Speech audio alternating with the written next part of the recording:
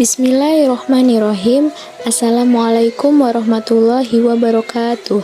Kami dari kelompok 4 akan memaparkan hasil diskusi kami tentang aplikasi psikologi lingkungan dengan subbab tempat tinggal sehat, yang terdiri dari saya sendiri, Dina Aulia Rahmah, dengan NIM 181141046, Rizaufa Fauzia dengan NIM 181141049, dan Nadira Nurul Iza dengan NIM 181141050.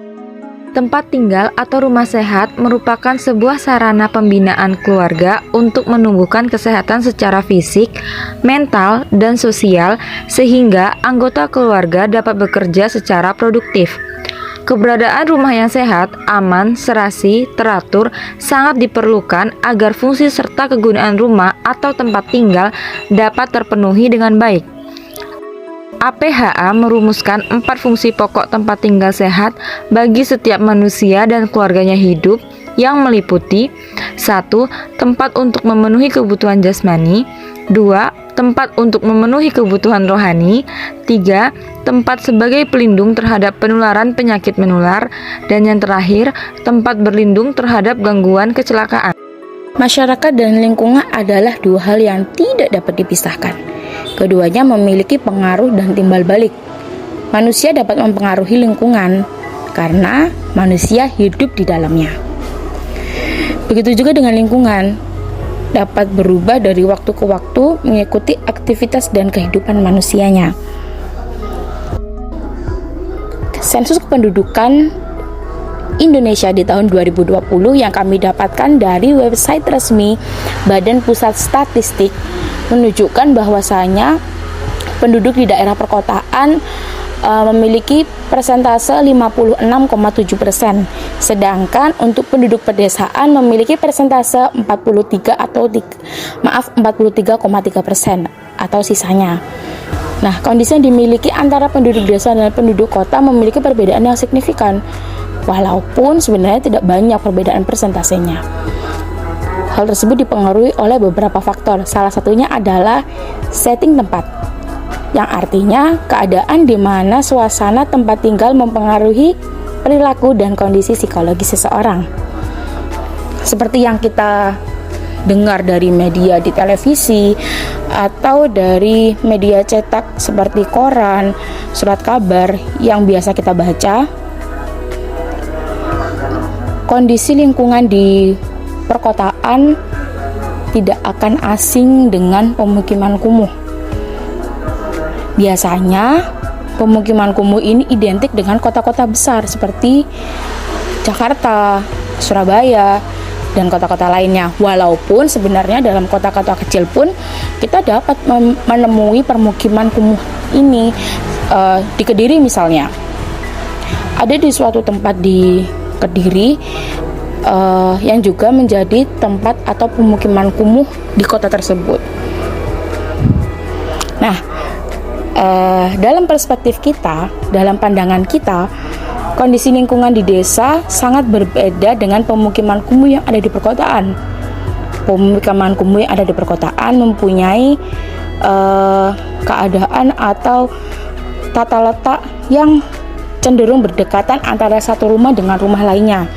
Sedangkan di pedesaan cenderung sedikit jauh atau berjarak dengan antara satu rumah dengan satu rumah lainnya. Ya, hal ini karena masih banyaknya lahan di pedesaan. Sedangkan di perkotaan sendiri sering terjadi pembangunan pembangunan baru untuk pemukiman baru pula. Nah, yang mana pembangunan ini cenderung tidak memperhatikan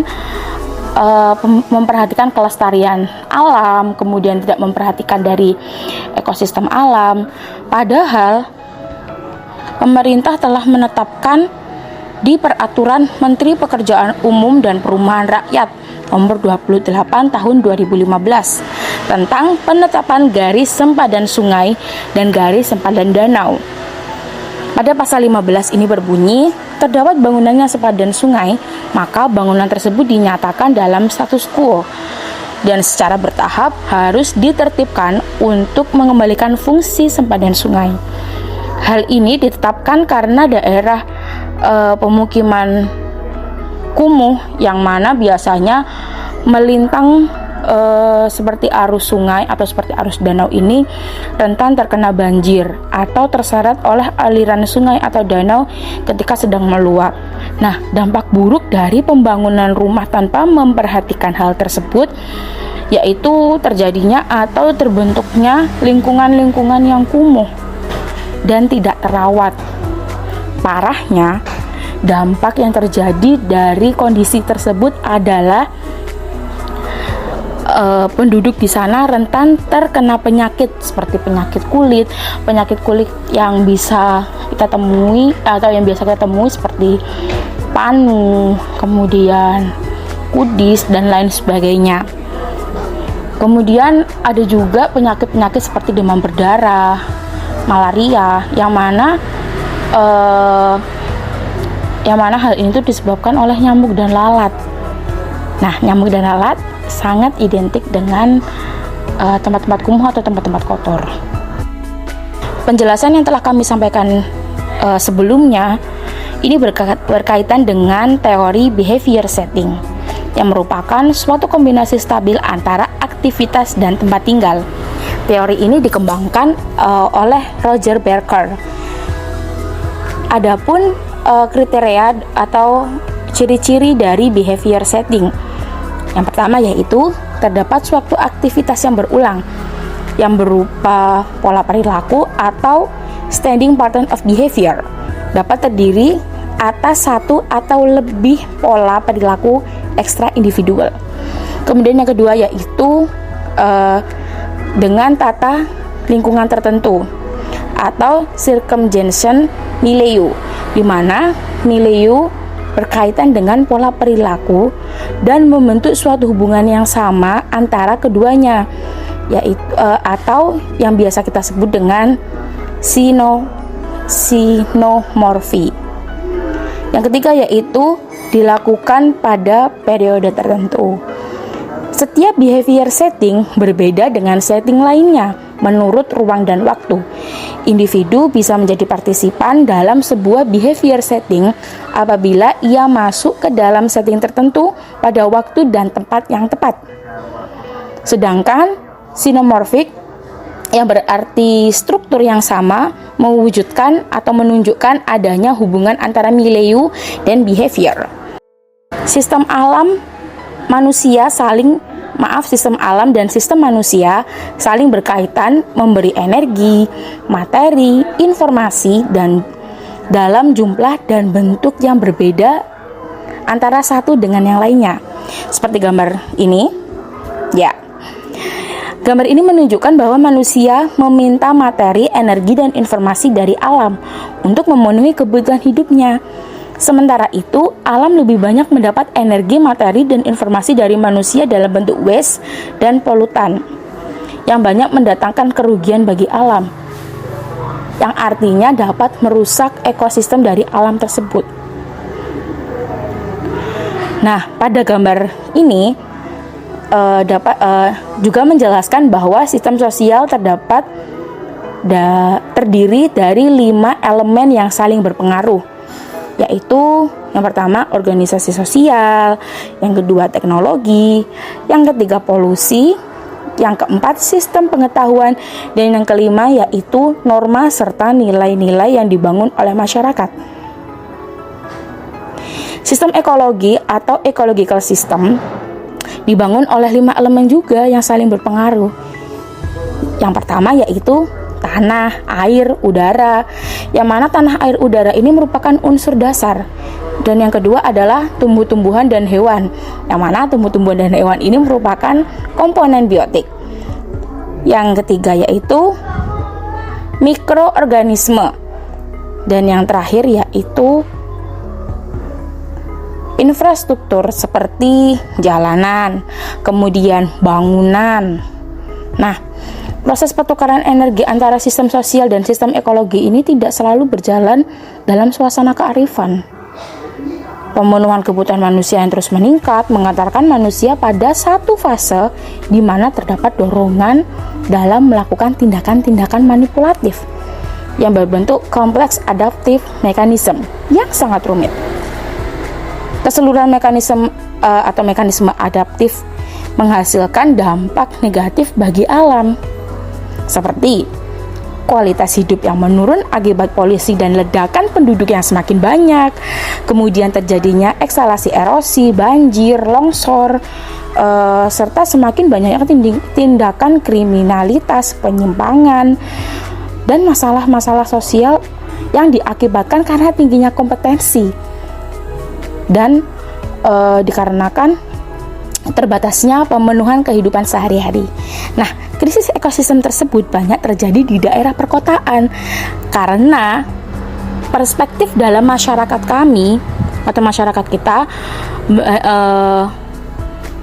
bahwa mencari pekerjaan di daerah perkotaan lebih menguntungkan untuk menghidupi kehidupan dibanding di perdesaan. Akibatnya, dari perpindahan penduduk ini terjadilah pemukiman ilegal yang terdapat di pinggiran sungai, sehingga tercemarnya kelestarian lingkungan, kemudian menimbulkan lingkungan yang tidak sehat bagi masyarakat sekitar, yang akhirnya keputusan-keputusan dari beberapa oknum untuk membentuk pemukiman-pemukiman kumuh yang melintang sejajar dengan aliran sungai atau aliran danau. Nah, apa sih ciri-ciri dari pemukiman kumuh ini? Suparlan pada tahun 1984 menyebutkan ada 5 ciri-ciri. Yang pertama yaitu fasilitas umum yang kurang memadai. Yang kedua yaitu kondisi tempat tinggal dan pemukiman yang kurang memadai atau mencerminkan penghuninya kurang mampu secara ekonomi tentunya. Kemudian yang ketiga yaitu tingkat frekuensi kepadatan penduduk yang tinggi dalam menggunakan atau penggunaan ruang-ruang sehingga banyaklah terjadi kerusuhan. Nah, yang keempat, pemukiman kumuh memiliki suatu satuan community yang hidup sendiri dengan batasan-batasan kebudayaan dan sosial.